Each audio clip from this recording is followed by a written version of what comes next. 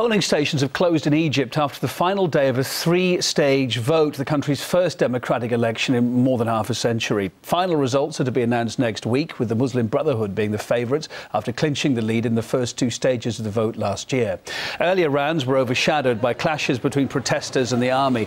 Egypt's ruling military generals have been accused of clinging to power. They're now facing anger over their handling of the protest that left 59 dead since mid-November. Recent army raids on Western-sponsored NGOs have also added even more concerns over the country's stability. Let's go live to London now, talk to political analyst Chris Bambury to discuss what the election means for Egypt. Chris, good to see you tonight. Very happy New Year to you. Thanks for being with us. The results so far of a strong Islamist showing seem to mirror the pattern elsewhere in the region's elections since the Arab Spring. What does this trend mean for the Arab world, do you think? I think it's not surprising that the Muslim Brotherhood have done very, very well in these elections. They were the only organised force in Egyptian society.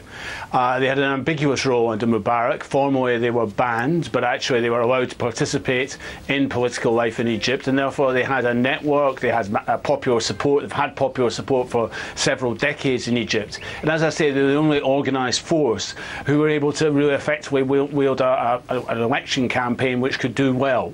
I think secondly as well, there are those in the West who are almost hysterical about the idea of Islamist parties doing well in the elections in Tunisia and now in Egypt.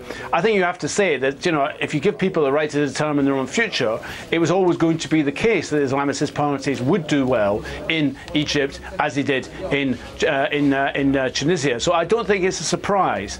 I think it also reflects the fact that really in the time span between the revolution, the overthrow of Mubarak and these elections, the various other forces, the left and the liberal forces, have not effectively got their act together. And it was always going to be difficult to get their act together to wield in that. But I have to say, the Muslim Brotherhood are held up occasionally as a bogeyman in the West. Of course, they are a party which did collaborate on occasions with Mubarak and previously Nasser, although they suffered repression from both as well. But they did collaborate. They've made a commitment that they will respect a free market economy. They've entered into dialogue with Hillary Clinton in the West. They've gone out their way to suggest, as their record shows, they are a moderate force in Egyptian society. The front organisation, a political organisation, the Freedom and Justice Party, has been taking lessons from the Turkish government, which operates, its ruling party goes under the same name, as was the case in Tunisia. And I don't think it is a bogeyman in any sense. I think this is a safe pair of hands.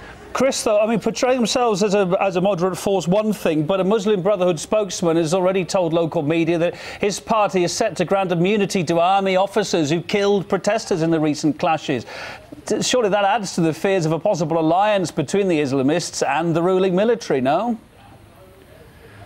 Well, I think you're right to talk about this. The Muslim Brotherhood have cooperated with the military down the road. They were not keen on the protests which flared up in the summer. They did eventually join the protest, which we saw in November, which you mentioned in your introduction. But again, they limited their participation in those protests, and there was effectively a split of the youth wing, which has been involved in the revolution ever since, which is far more radical and far more challenging in terms of this. But I think you're right. I think the possibility of some sort of compromise between Islamist forces and the army is there. In fact, their more radical Islamist rivals are backed by the Saudis, who talk about a Pakistan scenario in Egypt, which is a coming together, an alliance of Islamists and the military and the Secret Service, the sort of alliances we've seen in Pakistan and indeed by extension into Afghanistan. But there are going to be tensions here. People have expectations that the Muslim Brotherhood will deliver on some of the promises they've made in the past.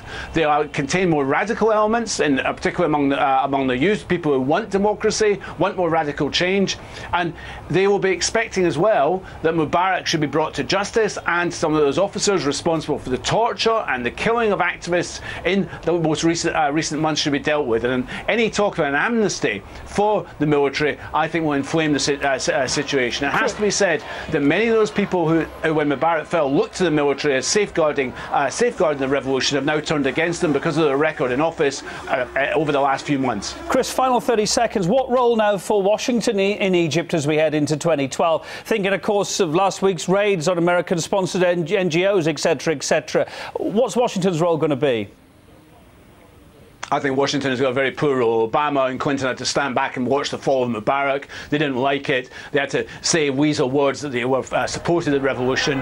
I think they're very keen to rebuild support with the military.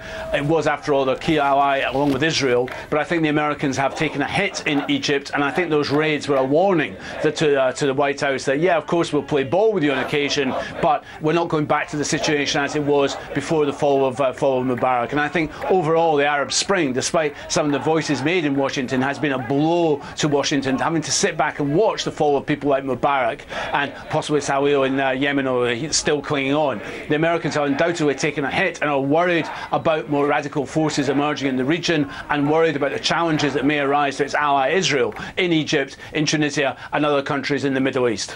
London-based political analyst Chris Bambury, thanks for your thoughts on the programme.